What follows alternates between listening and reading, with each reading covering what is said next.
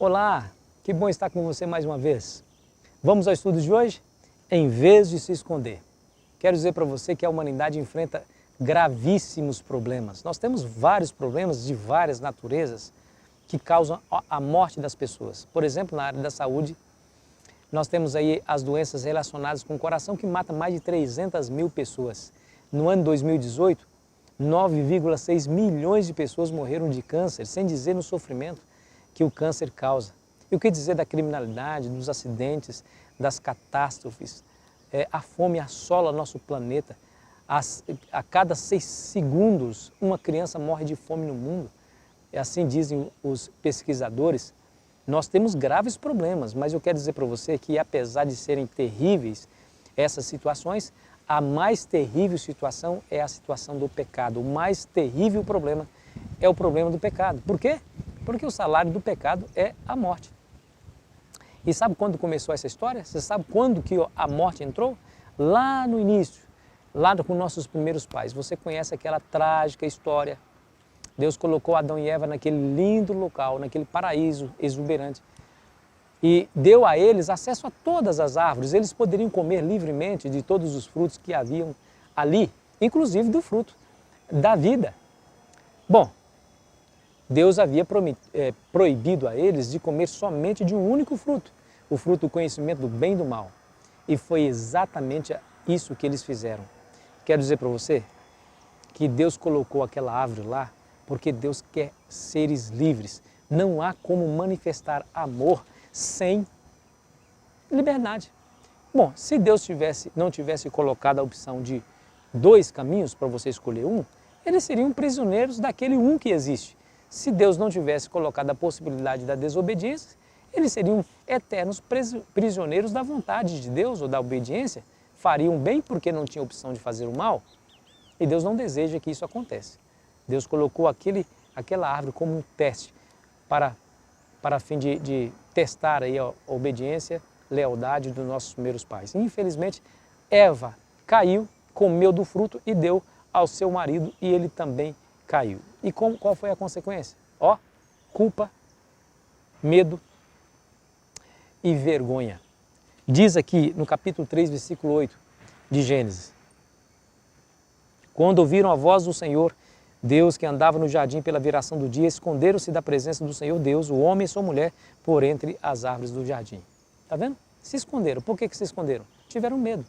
Por quê? Também tiveram vergonha, porque a Bíblia fala que eles estavam nus e não se envergonhavam. Agora começaram a sentir vergonha de próprio Deus porque se escondeu.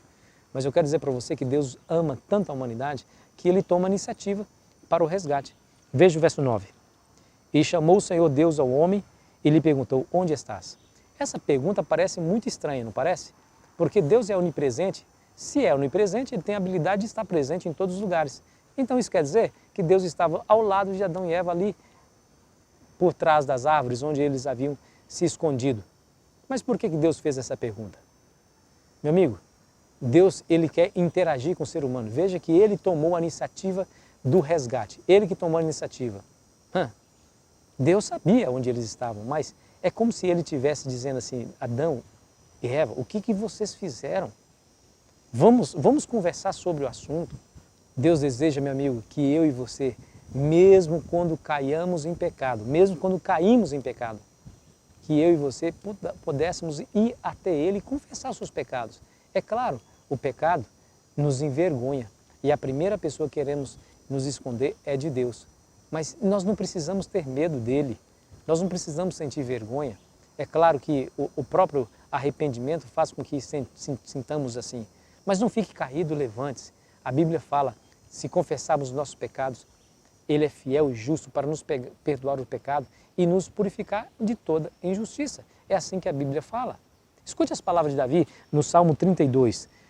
E lá no Salmo 32 você vai ver essa realidade, versículo 1 a 3, que diz assim: bem-aventurado aquele cuja iniquidade é perdoada e cujo pecado é coberto.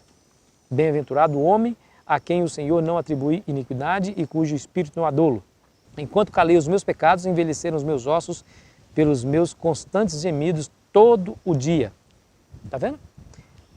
Se afastar, se esconder, não confessar, é atrair para si a consequência da ruína, da infelicidade, da incerteza, do medo, da culpa e da vergonha. Deus, Ele espera que eu e você vamos a Ele depois do pecado. Sabe por quê? Porque Ele pode nos tornar justos. É isso que eu vejo nas palavras de Paulo. É certo, Adão pecou e por causa do pecado de Adão entrou a morte no mundo. Consequentemente, todos nós morremos. Mas Jesus veio para vencer onde Adão caiu. E Ele venceu. Por causa dele, não por causa de nós, nós podemos ter a esperança. Escute as palavras de Paulo em Romanos capítulo 7, versículo 17, que diz assim, ó, se pela ofensa de um e por meio de um só reinou a morte, muito mais os que recebem a abundância da graça e o dom da justiça reinarão em vida por meio de um só, a saber, Jesus Cristo. Está vendo? Reinarão em justiça por meio de Jesus Cristo. Foi o que Jesus fez por nós. Na verdade, Ele assumiu a nossa culpa. Ele é o nosso penhor. Ele foi na cruz do Calvário e assumiu a penalidade final do pecado sobre si para que nós pudéssemos passar por essa situação ilesos e pudéssemos sonhar com a vida eterna. Olha que coisa maravilhosa. Ah, amigos, nós somos declaradamente culpados. Não há como negar a nossa culpa, porque nós pecamos. E diante do juízo de Deus, não há como disfarçar, não há como negar, porque esse juiz, diz a Bíblia, que os seus olhos estão sobre todas as pessoas. Ele vê tudo, inclusive o mais íntimo do nosso coração, dos nossos pensamentos. Não há como escapar a esse juízo. Mas, nesse juízo, nós podemos ser declarados justos. Veja o que Paulo disse no versículo 19 agora, no mesmo capítulo, no capítulo 5, versículo 19. Porque como pela desobediência de um só homem, muitos se tornaram pecadores, assim também, por meio da obediência de um só, muitos se tornarão justos. Percebeu as palavras? Nós seremos tornados justos, não porque fizemos algo que justificasse essa ação, mas pelo que Jesus fez. A nossa justificação tem muito mais a ver com o que Jesus faz do que nós fizemos. Ele pode olhar para você e dizer assim, esse é um justo, esse não é pecador, esse é justo, porque ele creu em mim e me aceitou. Crê no Senhor Jesus e será salvo tu e a tua casa. Que coisa maravilhosa, que notícia maravilhosa. Então, amigos e amiga, eu quero dizer para você em nome de Jesus, tenha fé, se alegre, porque o Senhor Jesus te ama e não deixará você perecer. Só se perde quem quiser se perder. O Jesus é a nossa solução. Ensine isso para os seus amigos. Feche seus olhos e ore comigo. Pai Celestial, não temos nem palavras para agradecer tamanho dom que o Senhor deu a nós, a sua graça. Não merecemos, Senhor, certamente somos pecadores, mas por Jesus nós temos acesso, livre acesso ao céu. A porta do céu se abriu, a esperança nasceu em nosso coração porque Jesus tomou o nosso lugar. Apesar de que nossos primeiros pais erraram, nosso Pai Celestial, nosso Jesus, nosso Salvador, Ele acertou, Ele venceu no mesmo terreno onde Adão pecou. Obrigado por essa esperança, Senhor. Obrigado porque nós podemos sonhar com a vida eterna. Nos prepare para os desafios desse dia com esse pensamento em nome de Jesus. Amém. Foi muito bom estar com você. Muito obrigado pelo carinho da sua audiência. Obrigado porque você também tem compartilhado. Se você ainda não compartilhou, o que está esperando? Essa mensagem precisa chegar ao seu amigo. Ela precisa saber também dessas grandes novidades, tá bom?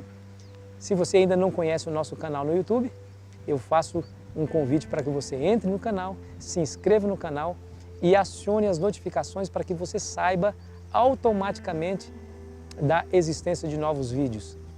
Espero você no próximo estudo. Aproveite bem o seu dia.